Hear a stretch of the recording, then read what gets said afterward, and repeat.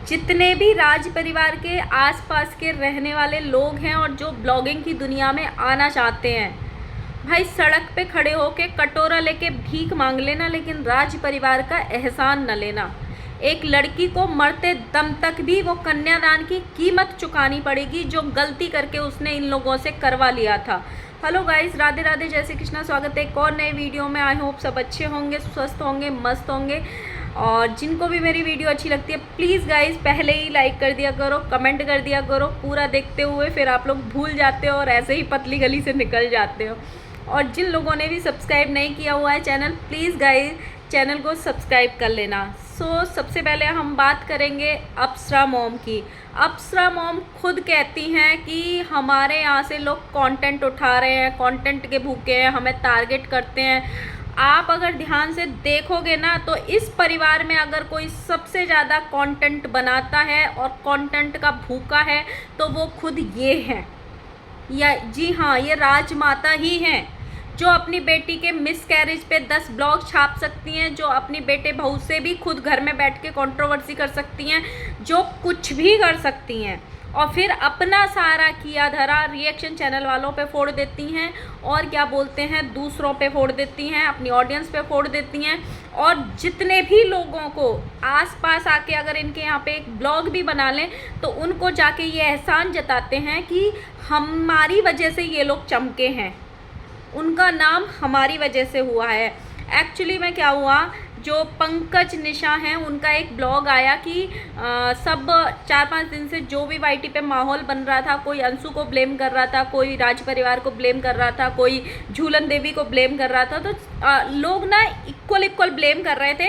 लेकिन राज परिवार को सिर्फ अपनी ट्रोलिंग दिखती है, अपनी बेटी की ट्रोलिंग नहीं दिख रही थी कि आधी से ज़्यादा ट्रोलिंग उसकी भी हो रही थी। लोग उसको भी ब्लेम कर रहे थे, आधे रिएक्शन वाले उसको भी ब्लेम कर रहे थे कि उसकी नादानी और उसके बचपने की वजह से ही ये मिसकैरेज हुआ है। लेकिन माताजी ने नहीं सुना। माताजी को दिखी अपनी ट्रोलिंग और अपनी बहू की ट्रोलिंग, क्योंकि वो बहू जो है बहू नहीं है, वो पैसा कमाने की मशीन बन चुकी है पूरे परिवार के लिए। तो अगर उसकी ट्रोलिंग होगी तो उसका असर जो है वो पूरे परिवार पे आएगा कहीं ना कहीं।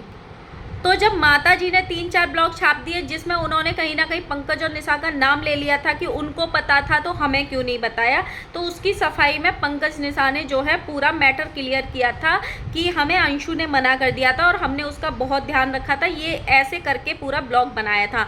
अब माताजी को मिल गया कंटेंट, क्योंकि उनको तो ऐसा ही कुछ चाहिए था कि वो उस पर आके अपना पराया गिना सकें, अपने एहसान गिना सकें, अपने किए हुए कन्यादान की कीमत बता सकें और किसी अपना खून कौन है, पराया खून कौन है, ये दुनिया को बार बार बता सकें।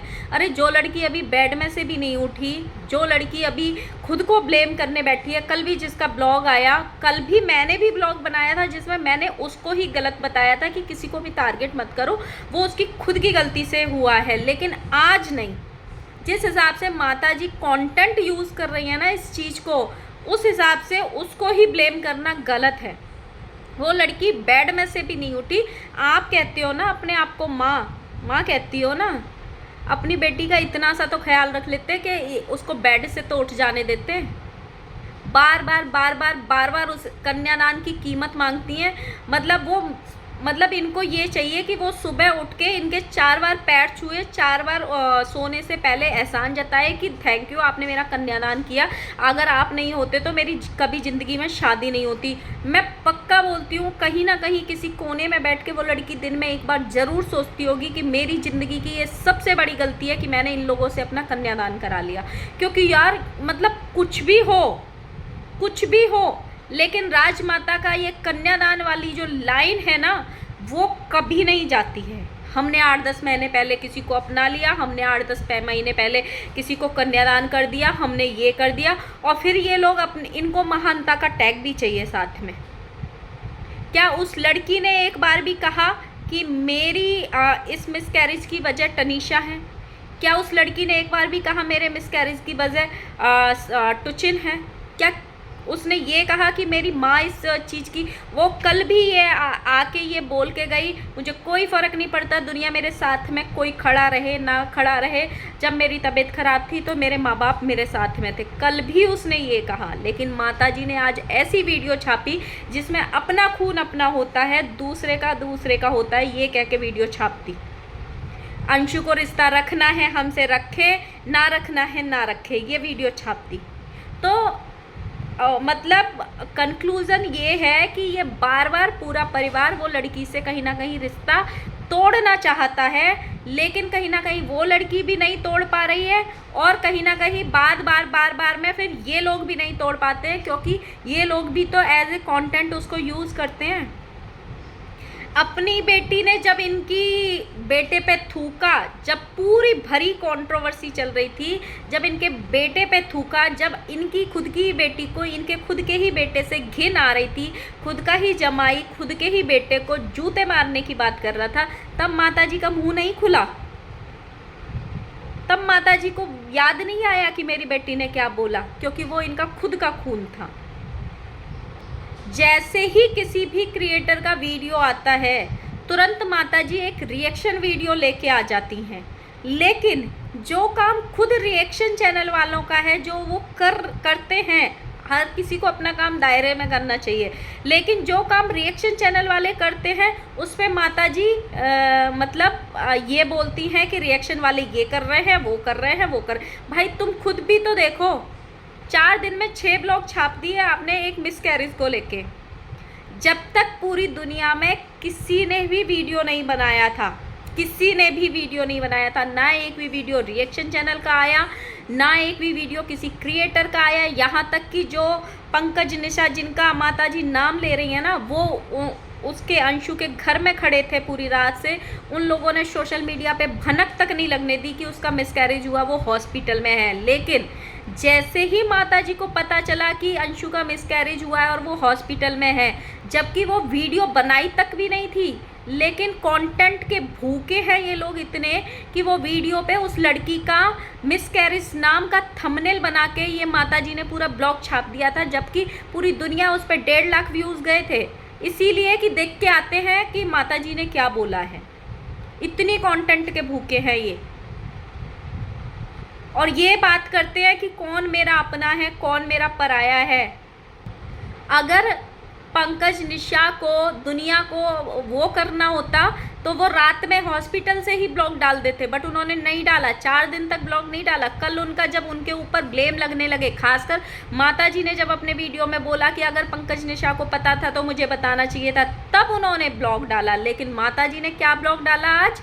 माताजी ने ये ब्लॉग डाला, पंकज निशा भी हमारे एहसान के तले ही दबे हुए हैं, वो हमारे घर में रहे थे, उनकी बेटी वहाँ पे हुई थी, और जो भी पंकज निशा को वाईटी पे जो जानते हैं जगत जीजा के नाम से और निशा दीदी के नाम से, वो हमारे बेटे का एहसान है, हमारे बेटे की दी हुई ख्याति है वो उनके पास में, तो हमने उन पे एहसान किया है।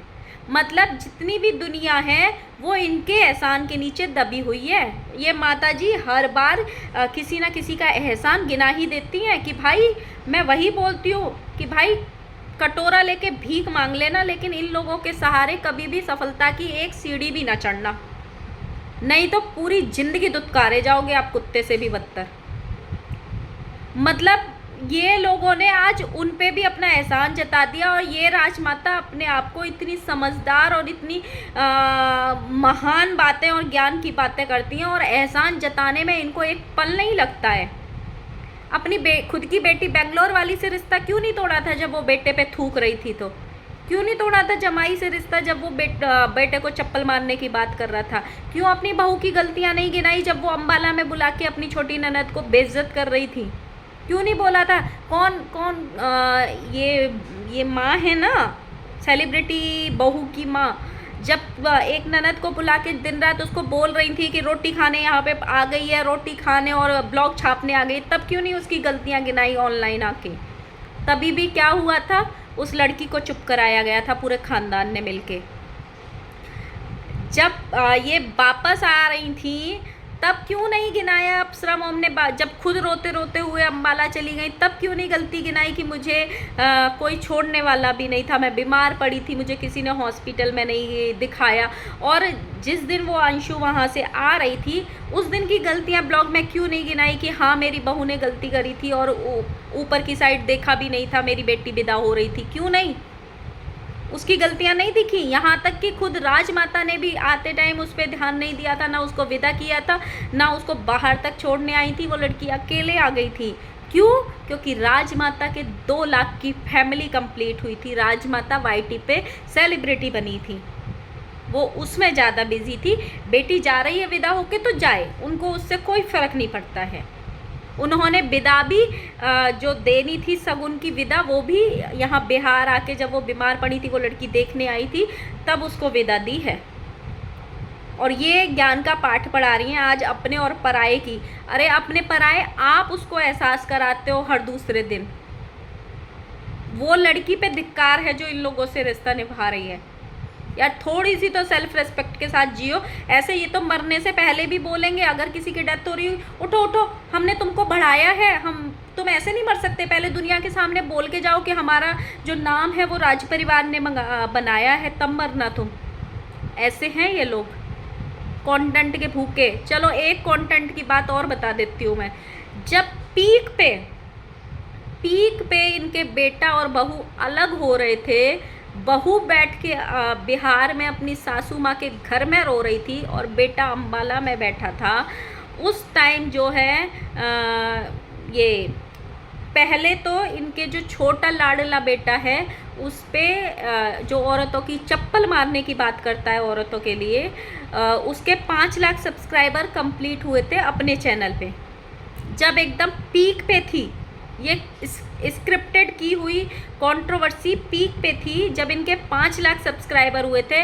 माता जी के चेहरे पे एक शिकन तक नहीं थी कि मेरे बेटा बहू का घर टूटा पड़ा है। माता जी फुल ऑन सेलिब्रेशन की और वहाँ वीडियो में कूद कूद के बोल रही थी, चश्मा हाथ में ले लेके, प्लीज़ गाइस जल्दी मेरे से भी कर दो, मेरे भी कर दो, मेरे भी कर दो, मैं भी केक काटूंगी। ये है इनकी हकीकत, ये है इनकी हकीकत। ये व्यूज़ के लिए और सब्सक्राइबर्स के लिए और वाइड इस यहाँ पे ट्रेंड में रहने के लिए इतने भूखे हैं। आपको क्या लगता है अगर ये रात को ही हॉस्पिटल चली जाती अंशु के यहाँ पे, तो क्या ये ब्लॉग नहीं छापती? रात से और सुबह तक 3 ब्लॉग आ गए होते, जो आज ये एहसान जता रही हैं। जब वो लड़की ने ब्लॉग छापा उसके बाद इनका ब्लॉग बना हुआ नहीं था, उसके बावजूद भी इन्होंने अपना ब्लॉग डाला उसके नाम का थंबनेल डाल के।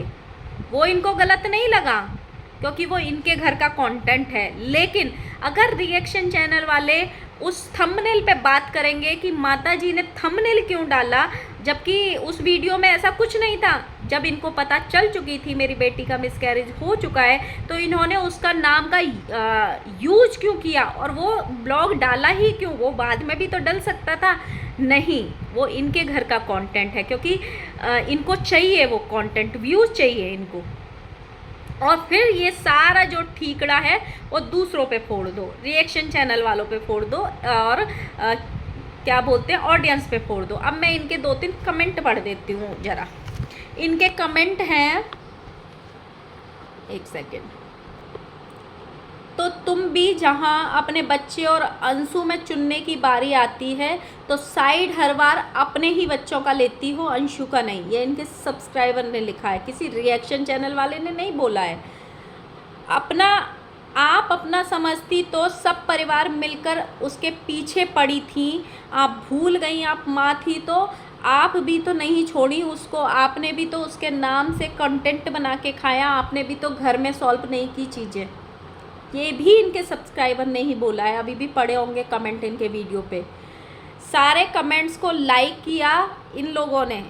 अब ये राजमाता ने उन सारे कमेंट्स को लाइक किया है आज, जिनमें इनके सब्सक्राइबर्स ने ये लिखा है कि आप लोग अंशु से दूर हो जाओ, आप लोग अंशु से रिश्ता तोड़ दो, वो आपके घर के लिए कलंक है, वो आपके लिए घर के लिए कंट्रोवर्सी है, आप उससे अपने परिवार को दूर रखो। जितने भी इनके सब्सक्राइबर्स ने ऐसे कमेंट किए हैं खुशी खुशी अप्सरा मॉम ने सारे कमेंट्स को लाइक किया है। ये ही इनकी हकीकत है। एक्चुअली इनको खुद से ही रिश्ता, अपनी बेटी की कभी कंट्रोवर्सी को ये क्यों नहीं लेके आती हैं वीडियोस में? अपनी बेटी की गलतियां क्यों नहीं दिखती हैं इनको? अपनी बहू की गलतियां तब तक क्यों नहीं दिखती हैं इनको?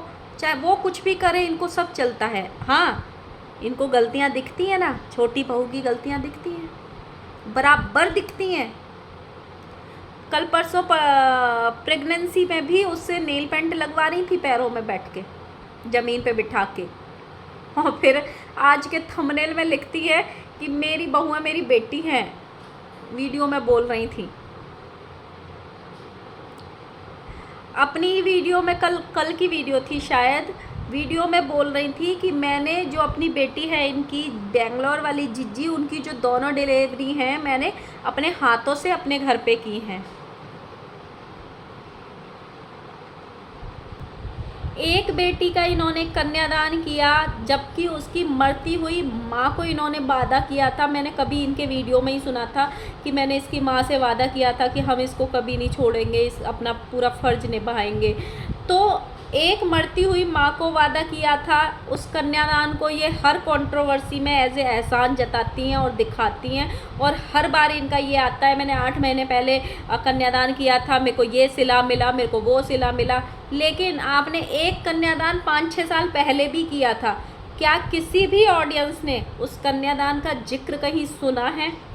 जो इनकी बेंगलोर वाली बेटी है, उसका जो कन्यादान इन्होंने किया था, क्या आज तक इन्होंने उसका एहसान जताया है उस लड़की पे कि हमने तेरा 6 साल पहले कन्यादान किया था, हमारे एहसान तले दबे रहो तुम, हमारे साथ कंट्रोवर्सी मत करो तुम? वो तो हर रोज़ किसी को नहीं छोड़ती, वो कभी छोटे भाई बहन से करती है, कभी बड़े भाई से करती है, कभी छोटी बहन से करती है, वो तो हर किसी से कंट्रोवर्सी करती है। क्या कभी इन्होंने, हो सकता है मैं लेट आई हूँ, आप बहुत पुराने सब्सक्राइबर्स हो, 2-4 जो भी हों, ज़रूर बताना मुझे, इस चीज़ का जवाब ज़रूर देना। क्या आपने सुना है इनके मुंह से कि हमने तेरा कन्यादान किया है बड़ी वाली से, हमारा एहसान मान तू, जैसे ये छोटी वाली के कन्यादान को गिनाते हैं? सो कंटेंट किसको चाहिए इनके घर में? सबसे पहले कंटेंट लेने के लिए सोशल मीडिया से कौन आता है, साथ में ये भी बताना। वीडियो हो गई है लंबी, इस वीडियो को करते हैं एंड, दूसरे वीडियो में और बात करेंगे। तब तक के लिए बाय बाय। प्लीज़ गाइस मेरी वीडियो को लाइक कर देना, कमेंट कर देना और सब्सक्राइब भी कर लेना जिन्होंने नहीं किया, और प्लीज़ कमेंट ज़रूर करके जाना जो भी मैंने बोला है वो सही है या गलत। Bye bye.